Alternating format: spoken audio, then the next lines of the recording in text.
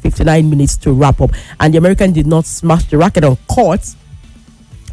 It was not on court, but she was filmed by the tournament's behind the scenes coverage in the players area with the footage broadcast on TV and on social media. So Coco was not having it. He said that she has made a conscious effort, to suppress her emotions until she was away from public view. She referenced similar incidents in 2023 US Open when Aryna Sabalenka was captured smashing a racket after losing the final to golf. So to her, she's like, they don't have privacy. They're not expressing their emotions on the court. The match is ended. It has finished. They can now vent. It's just like you want to cry after losing a match. You can cry. You can vent. Why are they still being covered? And let me quote Coco. She said, and I quote, I tried to go somewhere where, there was no cameras. Certain moments, the same thing happened to, Aryna after I played her in the US Open final. I feel like they don't need to broadcast these things. Maybe some conversations can be had, because I feel like at this tournament, the only private place we have is the locker room. That's Coco Golf. Do you think private moments of players after maybe losing a match, after losing a game, should not be aired? Because that's what Coco is calling for. She's saying they don't have privacy. They don't have privacy even after losing. You do know what it means? And tennis is an individual sport, right? Yes, tennis is an individual sport. At least the singles event is an individual sport. You are there alone. You have to pull yourself up. Even when you're falling, you have to pull yourself back up.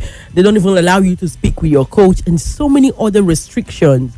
Now the game is over. I cannot even vent in peace. They're still filming my private moments and putting it out there but she said, no way. We need to speak to the media.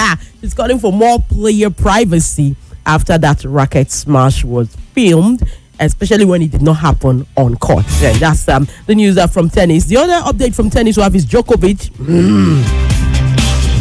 Novak Djokovic, he's bid to make more tennis history. It's still alive as he scraped into the, and I know I use scraped because he really did scrape into the Australia Open semi-final after losing to Lorenzo Musetti, retired injured when leading by 2 sets. There's Djokovic aiming for a standalone record 25th Grand Slam single title was wayward, so much error. Musetti was 6-4, 6-3 up and looked set for the semi-final when he pulled up early in the third set.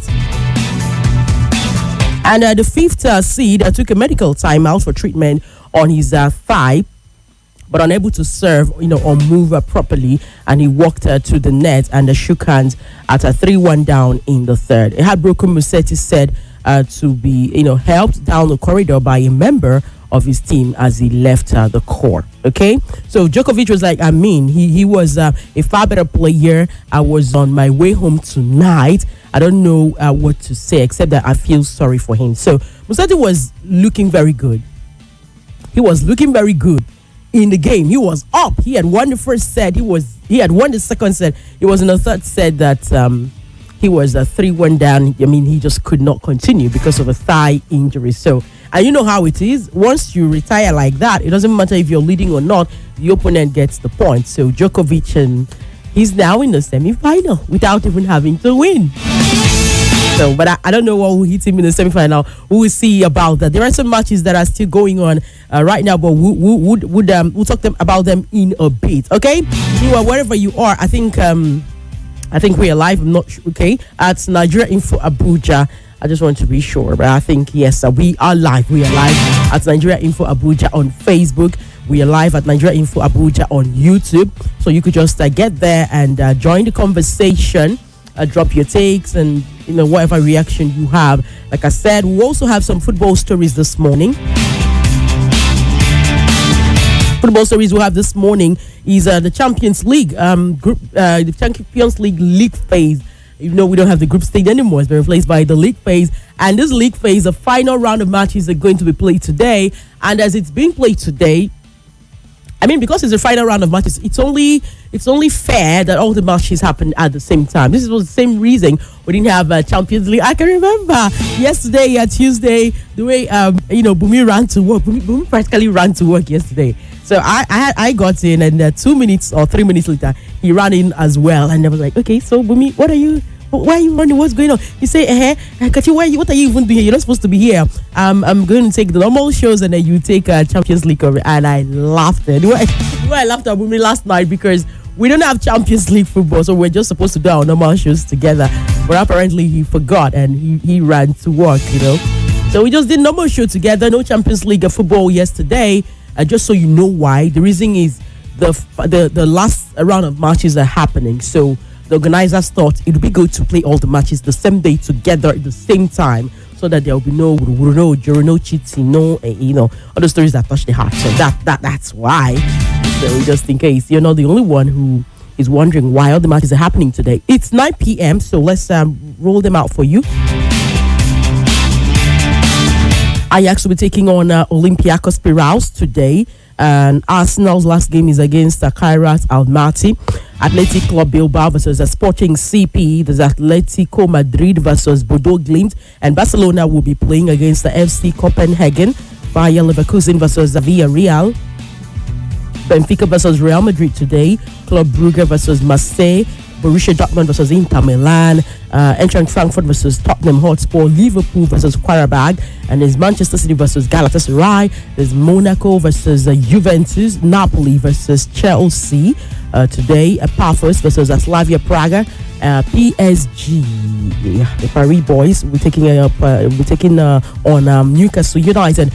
PSV Eindhoven, the Holland boys, will be playing against Bayern Munich, and there's also Royal Union SG versus Atalanta. All these matches will be happening simultaneously. 9 p.m. is the time. And just so you know, Arsenal and Bayern Munich are the only teams that have qualified for the round of 16. That is, we can guarantee you that no matter the outcome of their matches today, they already qualified for the round of 16, okay? Just Arsenal and Bayern. All the other teams, anything can happen. There are teams that are struggling to see that they qualify automatically. That is, that they still want to finish in the top 8. Some teams are saying, can we just stay somewhere between 9th and 24th position so that we can go for the playoffs? Remember, if anything, we would see you finish 25th down, 25th to 26th. That means you're going home from there. They've knocked you out, okay? So that's how this league phase works. 25th to 36th position. After match day 8, which is today, they will go home. After match day 8 today, if you finish between a 9th position and 24th, it means you go for a playoff. You'll be paired against another team that is also within that 9th and 24th, and you people will play each other. It's a home and away fixture now, not just one leg, home and away, and the winner will go to the round of 16. Anybody that is finishing between 1st and 8th position automatically qualified for the round of 16. But like I said, only Arsenal and Bayern have qualified automatically as it stands now. All right, so is your team in danger? Is your team in danger, or have they qualified? Okay, I think I'd like to know. But let's see the Guardian newspaper. The Guardian newspaper back page they have for us today. Ndidi recalls last moments as father tragically dies in a car. Honestly, trouble. Yesterday was just somehow, Wilfred was just, couldn't even be consoled. Because how can you explain this? He spoke to the dad in the morning and they had such a fine chat. He said the man was just laughing uncontrollably. The laughter was something. And he didn't know it was just the last time they were going to speak to each other. Heartbreaking stuff. Really heartbreaking stuff. But I pray that Wilfred and his family, God help them and give them the fortitude to bear this loss. Okay, so that's it. We have also let's see another day. Sporting Sun back page. A Bayern to splash 200 million euros on 3 signings this summer. And among the signing, I'm seeing that Trent Alexander-Arnold is listed. We'll see if that's going to be true. Okay, I think they want to do something, but it's in the summer, not this winter, not this January. It's in the summer. All right, so that's it. Alcaraz reaches a 10th Grand Slam semi-finals. Okay, so that's it. Alcaraz reaches a 10th Grand Slam semi-final. This is on the back page of a Sporting Sun. Can we take one more? Let's look at a Vanguard newspaper back page. Okay, yes, back page. Osimhen set to scuttle Man City's playoff sport hope. Yes, Osimhen set to scuttle Manchester City playoff sport hope, because I told you today Man City will be playing Galatasaray today.